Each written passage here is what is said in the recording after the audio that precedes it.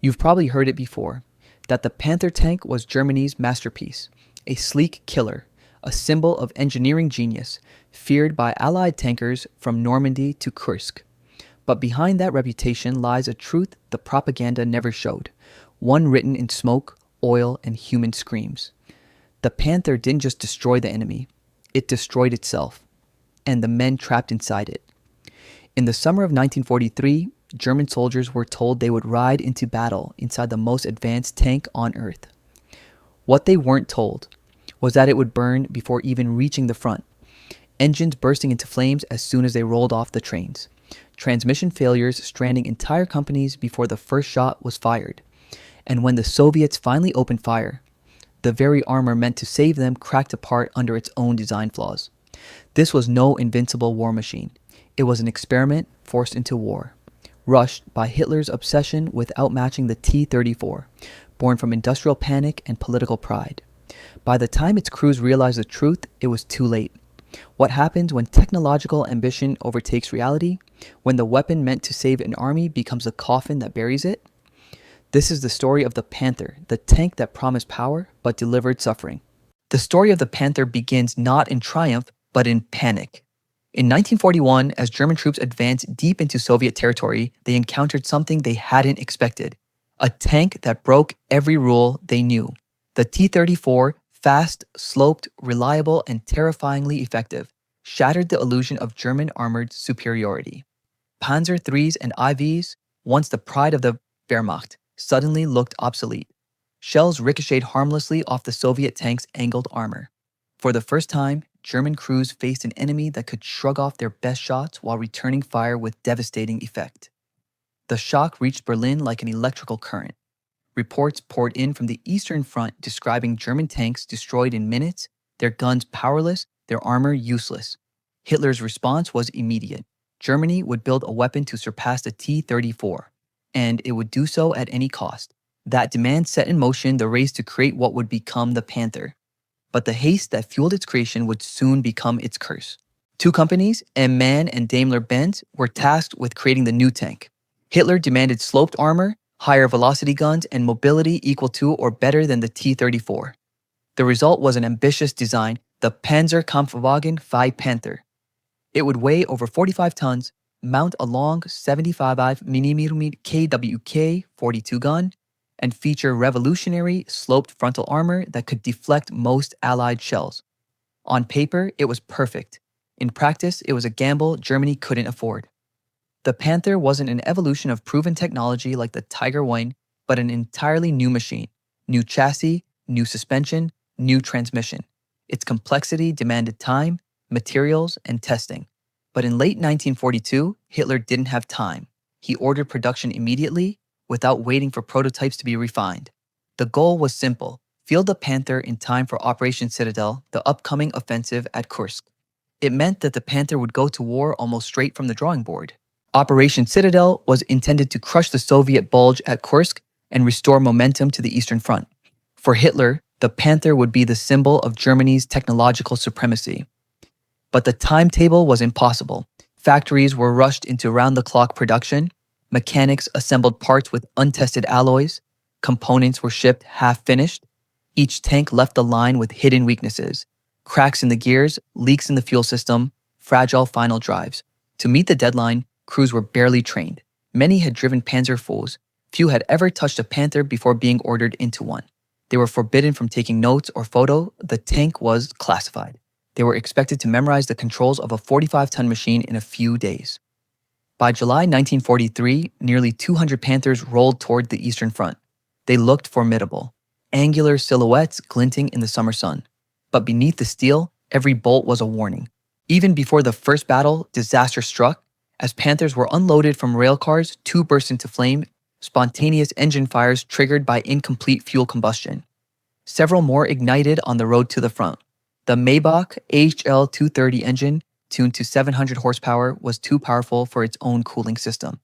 The fuel mix often failed to burn completely, spilling raw gasoline into red-hot exhaust pipes. Within minutes, crews watched their new machines become blazing wrecks. Those that survived to reach Kursk met a new enemy: terrain. Wide anti-tank ditches, mud, and Soviet minefields crippled entire companies before they even fired a shot.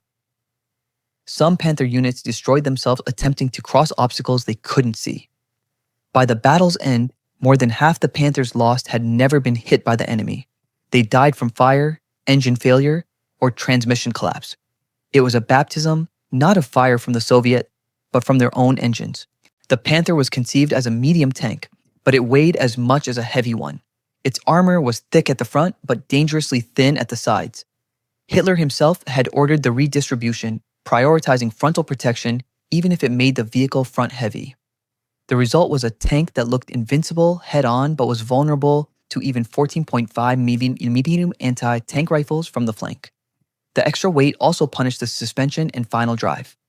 Engineers had reused a drive system originally designed for 30-ton vehicles. In a 50-ton Panther, it was a disaster. Gear teeth sheared off under stress, tracks snapped, transmissions jammed. Crews often joked grimly that every Panther carried its own death sentence, a final drive that would last less than 100 miles. A tank with a fuel range of 180 miles could not even survive one tank of fuel before breaking down. When it failed in battle, recovery was nearly impossible. The crews would have to blow it up or burn it to prevent capture. For the men inside, the Panther was a contradiction. Its long 75mm gun could pierce any Allied tank at over a mile. Its sloped armor could deflect incoming shells like a shield from the future. But those moments of power were brief, surrounded by breakdowns, overheating, and fear of fire. Experienced crews could nurse their tanks through a few missions. New ones rarely lasted a week. By the end of 1943, reports from the front were grim. Only half of all Panthers in service were operational at any given time. Factories improved welding, adjusted gear ratios, and replaced wiring, but the core flaws remained. The Panther had been born too soon, too complex for a nation already collapsing under air raids and material shortages. It was meant to save the war. Instead, it became the symbol of Germany's overreach, a weapon that embodied ambition without endurance. Kursk, July 1943. The Panther's debut, the largest armored engagement in human history, was meant to prove Germany's engineering supremacy. Instead, it exposed its greatest delusion. Within the first 24 hours, over a third of the Panthers sent to the front had already broken down, engines overheated, transmissions seized, and 2 entire battalions were immobilized before firing a shot. Those that advanced stumbled into minefields, their treads torn apart under Soviet artillery fire. For crews inside, the scene was chaos, radio static filled with screams, smoke pouring from open hatches, commanders ordering evacuations as gasoline burned across the steppe. Of the first 200 Panthers, 130 were put out of action within a week, most not by Soviet fire, but by mechanical failure. The weapon that was supposed to dominate the battlefield became an immobile graveyard of its own making. To understand the Panther's failure, one must look beyond the battlefield and into its heart, the final drive. It was a transmission component that converted engine power to movement, and it was catastrophically weak. Designed for 30-ton vehicles, it now strained under 50 tons of steel. Under combat stress, abrupt maneuvers, rapid reversals, uneven terrain, its gears shattered like glass. When it failed, the tank couldn't move an inch. Panther crews learned to fear the sound of grinding metal more than enemy shells. They carried demolition charges inside their compartments, not for attack, but to destroy their own machines when they broke down under fire. Recovering a disabled Panther was nearly impossible. The German army soon realized that more Panthers were lost to their own mechanics than to the Red Army. Technology had turned traitor. If mechanical failure didn't kill you, fire might. The Maybach HL230 engine, operating on high-octane gasoline, often leaked fuel into the exhaust system. A small backfire was enough to ignite a blaze inside the engine compartment. Crews had seconds to react, and most didn't. A single spark could turn the interior into a furnace of burning oil, ammunition, and magnesium fragments. Survivors described flames licking through the ventilation slits, smoke choking the 5 men trapped in the steel hull. Even worse, the exhaust spat visible fire at night, revealing their positions from miles away. A Panther Inferno, as Soviet soldiers called it, became a common sight across the Eastern Front. The tank's promise of invulnerability turned into a slow-burning nightmare. These weren't elite test pilots. Most Panther crews were young, undertrained, and terrified. The tank's secrecy had prevented proper instruction. They weren't allowed manuals, sketches, or photographs. Their first real lessons came under fire. Drivers struggled with the delicate clutch system, gunner optics fogged in humidity, and loaders fumbled with the cramped ammunition racks. The combination of complex machinery and inexperienced operators was lethal. Misused gearboxes shattered. Overheating engines exploded. Even skilled crews couldn't compensate for design flaws that punished every mistake. They began to joke bitterly that the Panther doesn't need an enemy, it kills on its own. And when it didn't, fuel shortages, frozen tracks, or command errors finished the job. After Kursk, the Panther continued to fight in name only. Germany touted its performance as outstanding, but reports from the front told another story. In August 1943, of the 200 Panthers deployed, fewer than 40 remained operational. The rest were scattered across fields, burned out, or abandoned. Field recovery teams salvaged what they could, cannibalizing wrecks for parts. Soviet troops often found them still smoldering. Crews dead inside, burned alive, or suffocated. They photographed them for propaganda, calling them the pride of Germany, defeated by itself. What had been introduced as the war's most advanced tank became a psychological blow to its own army. The myth of German mechanical perfection cracked open on the steppes of Russia. A year later, the Panther reappeared in France. 400 were deployed to counter the Allied landings in Normandy. German propaganda claimed that lessons had been learned, that the Panther was now perfected. In reality, the same old weaknesses remained. The hilly terrain of Normandy was the Panther's enemy.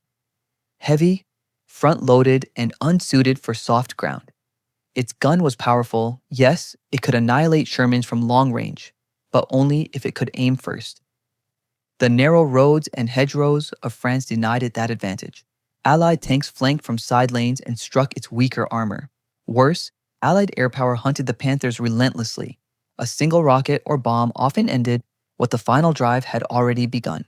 By the time Germany realized it, the Panther was again repeating the tragedy of Kursk, one breakdown at a time.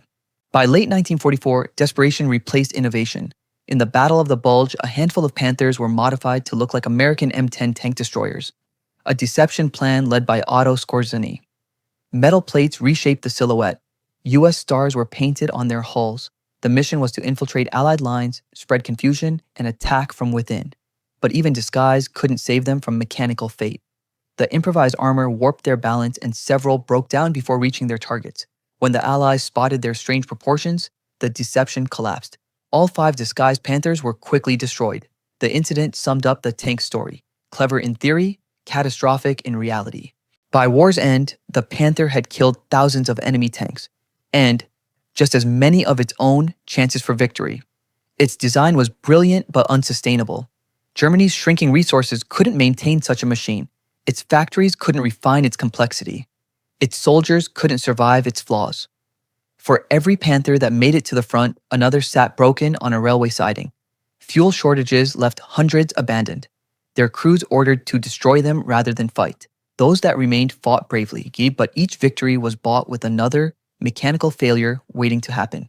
The Panther was more than a tank. It was a symbol of a nation that believed perfection could substitute for practicality.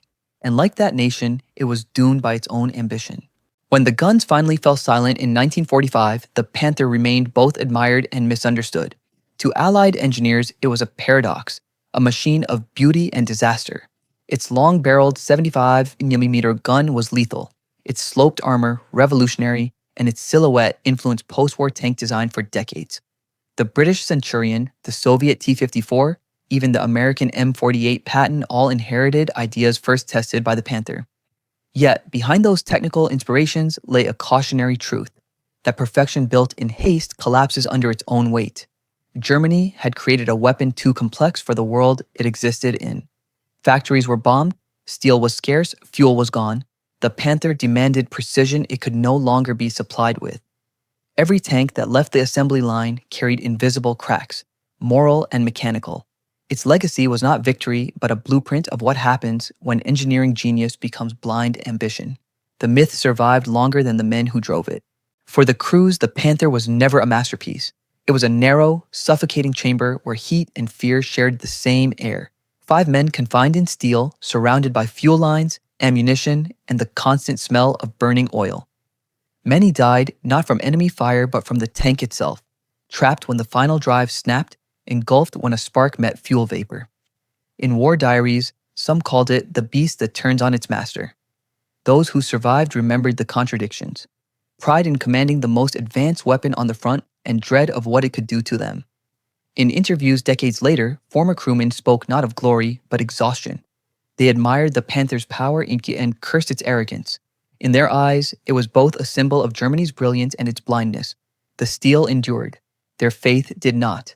The Panther's story did not end with surrender. Historians still debate whether it was the best or the worst tank of the war. A question that misses the point.